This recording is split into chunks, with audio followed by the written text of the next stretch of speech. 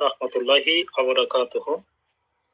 আমার প্রশ্ন হচ্ছে, প্রিয় অতিথিবৃন্দ আপনারা যারাই আছেন আপনাদের কাছে প্রশ্নটা, আপনারা বক্তব্যের মাধ্যমে আপনারা বিভিন্ন মন্তব্য করতেছেন, শুনতেছি। বন্ধুত্ব রাষ্ট্র তো আমরা সব রাষ্ট্রের সাথে বেশি আর কমে অধিকাংশ রাষ্ট্রের সাথে বন্ধুত্ব সম্পর্ক আছে এবং সেটা চলমান রয়েছে। কিন্তু বন্ধুকে কখনো আপনি প্রভু মানতে পারবেন না। খুনি হাসিনার আমলে কিন্তু ভারতকে প্রভু মানানো হয়েছে। অর্থাৎ ভারত হচ্ছে আমাদের বাংলাদেশি অধিকাংশ আওয়ামী সন্ত্রাসী বাহিনীদের প্রভু ভারত। কিন্তু এখন তো বন্ধুত্ব প্রয়োজন নয়। বর্তমান আইন উপদেষ্টা যিনি আছে আসিফ নজরুলকে নিয়ে আমরা অনেক মন্তব্য করতেছি এবং সেটাও চলমান রয়েছে। কি জন্যে? সংস্কার। আদৌ কি আমাদের দেশটা কি সংস্কার প্রয়োজন, নাকি রাজনৈতিক দল যারা আছে তাদেরকে সংস্কার প্রয়োজন? এটা একটা বিরাট বিশাল একটা আকারে প্রশ্ন জেগেছে এখন। আজকে আমরা বিভিন্ন জায়গাতে দেখতেছি, বিভিন্ন জেলাতে দেখতেছি জঘন্য অপরাধকারী আওয়ামী সন্ত্রাসী বাহিনীদের জঘন্য অপরাধকারীদেরকে চতুর্থ এবং দ্বিতীয় শ্রেণীর নেতাকর্মীদেরকে জামিনে মুক্তি করে দেওয়া হচ্ছে, গ্রেপ্তার হচ্ছে। কিন্তু গ্রেপ্তার হয়ে জামিনে কিন্তু আবার মুক্তিও হয়ে যাচ্ছে, এমন একটা সংস্কার আমরা দেখতে পাচ্ছি। তাহলে এই যে বর্তমান আমাদের কতটুকু সংস্কার হচ্ছে, আমরা সংস্কার চাই, দ্রুত সংস্কার চাই। সংস্কারের নামে আমরা কোনো ষড়যন্ত্র দেখতে চাই না। আর নিশ্চয়ই আপনারা জানেন ভারতের অবৈধ লোক আছে আমার বাংলাদেশে।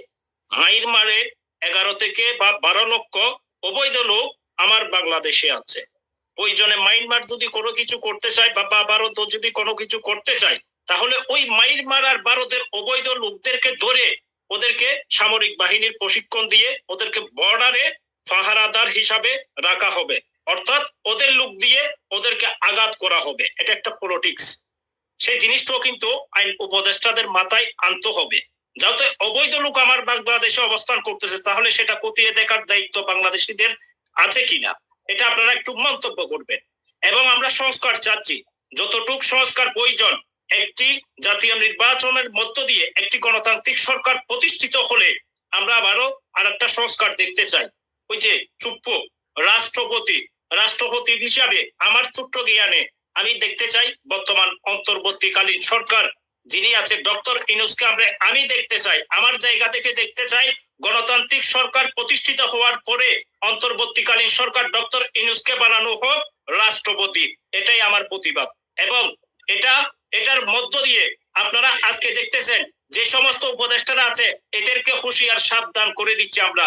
কারণ অপরাধকারীদেরকে আপনারা সংস্কারের নামে সুযোগ করে দিচ্ছেন, আবার ষড়যন্ত্র করার জন্য কিন্তু সেটাও কিন্তু আপনারা সুযোগ করে দিচ্ছেন। এগুলো চলবে না। কারণ খুনি হাসিনার আমলে আপনারা বাক স্বাধীনতা নিয়ে কথা বলতে পারেন নাই।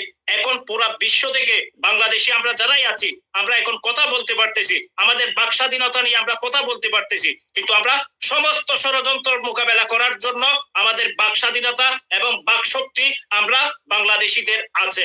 ধন্যবাদ। আপনাকে ধন্যবাদ। মোহাম্মদ সুহেল ভাই, আরব আমিরাত আবুধাবি থেকে।